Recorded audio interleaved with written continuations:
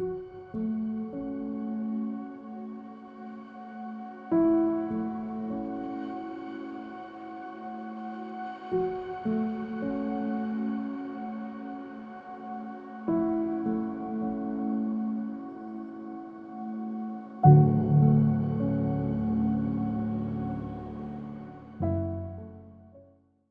name is Matthew DiCaprio. I'm an orthopedic oncologist at Albany Medical Center. So what is sarcoma? Sarcoma is a rare form of cancer. It affects our connective tissues, so our muscles, our bones, our joints, our fatty tissue. It affects about 3,000 patients that develop a bone sarcoma per year in the US, and about 12,000 patients that develop a soft tissue sarcoma in their thigh or their arm or other areas in their body. In regards to statistics, in regards to global cancer and how rare it is, so if you take just one carcinoma, breast cancer, that we all have probably family members who have been affected by it, or at least friends, there's about 250 to 270,000 new breast cancers diagnosed a year. Compare that with sarcomas, soft tissue sarcomas, and bone sarcomas specifically, it's upwards of 16,000 a year. So a significant difference. Hence the difference in funding for each one and really awareness of sarcoma. I had actually had a bunch of pain on my near my ribs for quite some time, actually a couple years even before COVID came. I just had pain, and I have a child with a disability. He has cerebral palsy, so I lift him and kind of just thought that that's what it was, just from lifting him in and out of the car and lifting him up.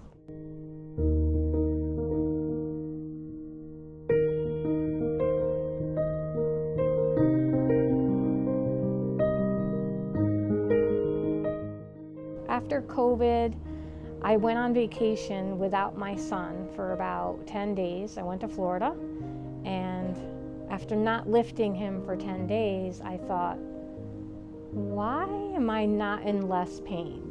Something's not right.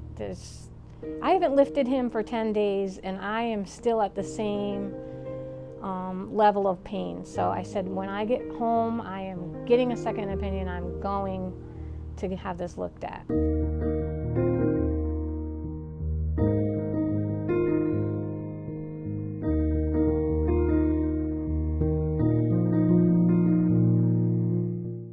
I got that call about a week later from Dr. DiCaprio that said it was a synovial sarcoma, and my world changed.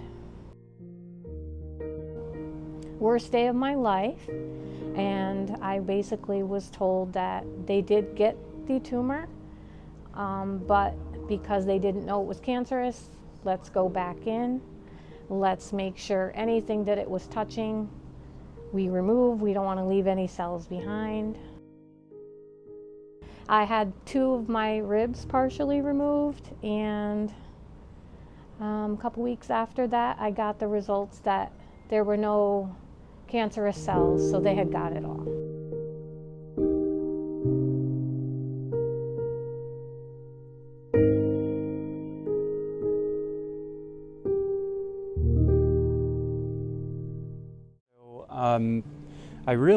It started, I'm going to say, late 2019, and started to notice some pain in my piriformis muscle. Thought it was just a typical sprain, strain. I tried to take it easy with my exercise regimen for a couple weeks, and noticed it wasn't getting better, it was getting worse, and started to progress to the point where it was giving me like excruciating sciatic nerve pain down my leg.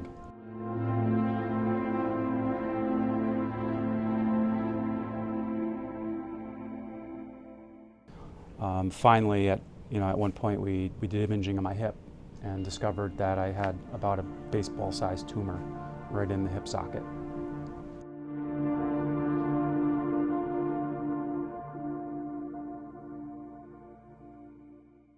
So that's actually when I met Dr. DiCaprio, and I'll never forget, as long as I live, our first meeting. And he walks me into the office and said, "Have you seen this yet?" And I had not seen any of the imaging. And he showed it to me, and he showed me this, this tumor on the imaging, and he said, "Let me show you what we're going to need to do." And went to his little skeleton there in his office, and he explained to me, "We're going to have to cut out all of this of your hip." And at which point my jaw just dropped.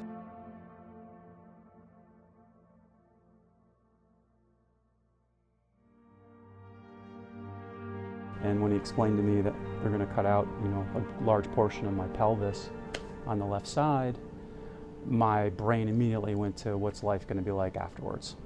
And frankly, to the point where I kind of compartmentalized and put the whole idea that it was cancer aside, and it was just, what's life going to be like after they cut this out?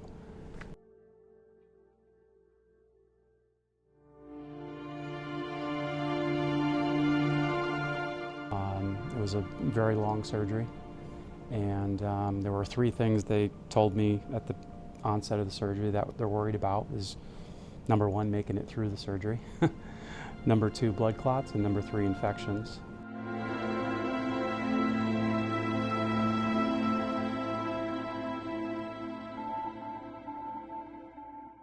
And finally, he was able to share with me that they got it all, and the margins were clear. And it was, a huge weight lifted off. And now it was the stark reality of long recovery and lots of work to get back.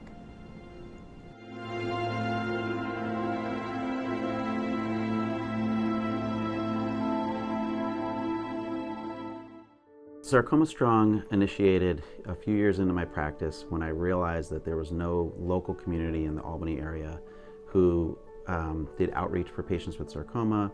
Patients get these rare diagnoses, they don't know who to turn to. There's no real community for information and support. So we felt we wanted to bring that to the Capital Region. At Saratoga, our first 5K run walk, about 100, 150 people, friends and families, along with other physicians and caretakers for these patients. Started the run. They really formed a nice community, and then the awareness, that was my biggest job for the community, really picked up from there, and it just kept building every year. Now, with all the negatives of COVID, the positive was we were really able to reach internationally now. So we have a lot of teams from different areas of the world who are able to coordinate this one cause for sarcoma awareness, research money, research funds, and it's really, I'm proud to see how that happened and how that kind of morphed into what it is today. So. About 3 years ago, we started a Sarcoma Strong service learning program at Albany Medical College.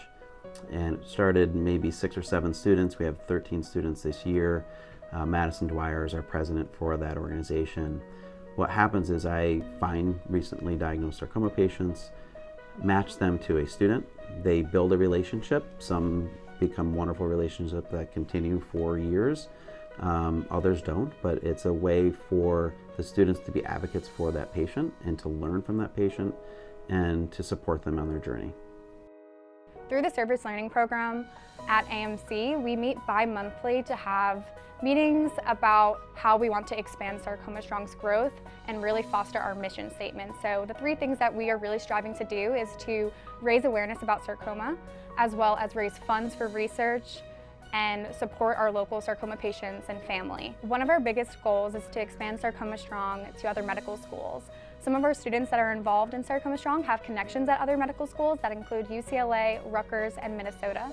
We hope for other people to enjoy this experience, connect other patients across the country with sarcoma, and ultimately raise awareness for sarcoma. The mission of Sarcoma Strong has been the same since we founded it in 2014 to now. It's really to raise awareness about sarcoma. It's to support the families that are affected with sarcoma and to raise needed research funds to find a cure or better treatments.